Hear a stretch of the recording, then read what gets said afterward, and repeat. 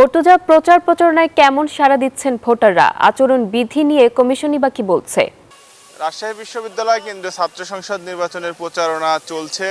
গতকালকেও দেখেছি যে আমরা প্রার্থীরা জমজমাট প্রচারণা চালিয়েছেন। আজকে সকাল ৯টার পর থেকে কিন্তু প্রার্থীরা প্রচারণা শুরু করেন। তবে সকালেও যেহেতু শিক্ষার্থীদের ক্লাস থাকে, এজন্য সকালে জমজমাট প্রচারণার যে বিষয়টি সেটি কিছুটা কম থাকে। তবে বেলা বাড়ার সঙ্গে সঙ্গে কিন্তু প্রচারণা বাড়তে থাকে। আর আচরণবিধি লঙ্ঘন নিয়ে পাল্টাপাল্টি অভিযোগ করছেন প্রার্থীরা। তারা বলছেন তারা একে অপরের প্রতি আচরণবিধি লঙ্ঘন নিয়ে অভিযোগ আনছেন। গতকালকে আমরা দেখেছি ছাত্র দলের প্রার্থীদের বিরুদ্ধে আচরণবিধির অভিযোগ এনেছিল ছাত্র শিবির সহ স্বতন্ত্র প্যানেলের প্রার্থীরা। একইভাবে কিন্তু ছাত্র দলও বিভিন্ন প্রার্থীর বিরুদ্ধে আচরণবিধির অভিযোগ আনছে। এবং এর পাশাপাশি নারী যে প্রার্থীরা রয়েছেন তারা কিন্তু নির্বাচন কমিশনের নিরপেক্ষতা নিয়ে উদ্বিগ্ন, কারণ সাইবার বুলিং বন্ধে যে কার্যকর ব্যবস্থা সেটা কিন্তু প্রশাসন এখনো নিতে পারেনি বলে নারী প্রার্থীরা বলছেন। যে শুধুমাত্র একটি সেল গঠন করে এর কার্যক্রম কিন্তু সীমাবদ্ধ করে রাখা হয়েছে।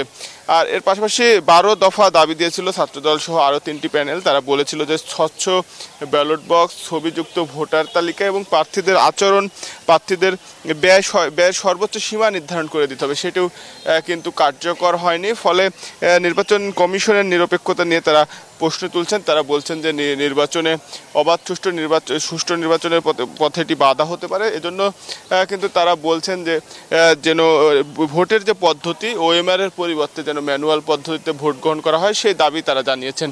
আর এর পাশাপাশি আমরা কথা বলেছি ভোটারদের সঙ্গেও। ভোটাররা বলছেন যে তাদের পক্ষে যারা কথা বলবেন তাদের হয়ে কাজ করবেন এবং ভোটারদের কণ্ঠস্বর হয়ে যারা থাকবেন তাদেরকে তারা ভোট দেবেন।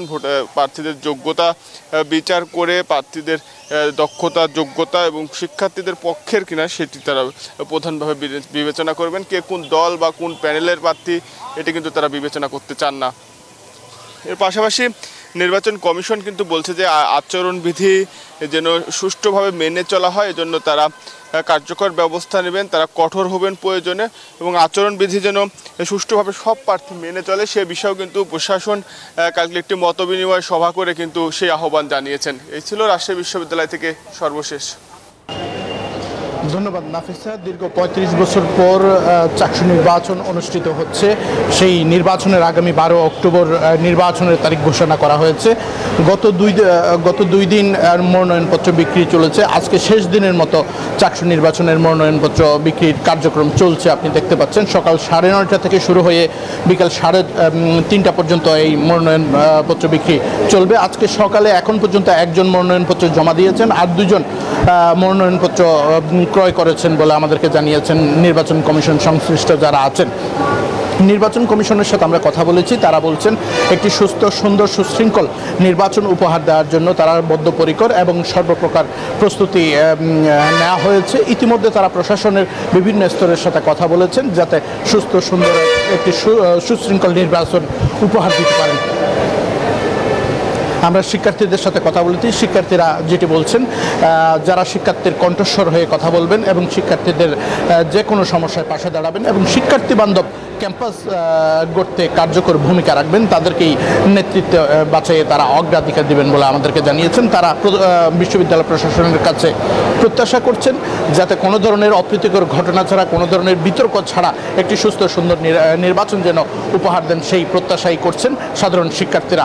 এখন পর্যন্ত আমি আপনার মাধ্যমে দর্শকদের জানাতে চাই সেটি হচ্ছে এখন পর্যন্ত কিন্তু ছাত্রদল এবং ছাত্র শিবিরের কোনো প্যানেল এখনো পর্যন্ত মনোনয়নপত্র সংগ্রহ করেনি। তবে আজকে দুপুর নাগাদ ছাত্রদল এবং শিবিরের প্যানেলের প্রার্থীরা মনোনয়নপত্র সংগ্রহ করবেন বলে আমাদেরকে জানিয়েছেন সংশ্লিষ্টরা।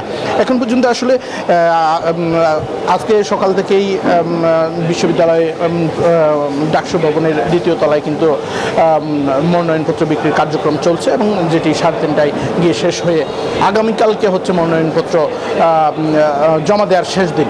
এখন পর্যন্ত আমার কাছে ছিল চাকসুর সর্বশেষ অবস্থা। আমরা এখন যাবো স্টুডিওতে। নাফিসা।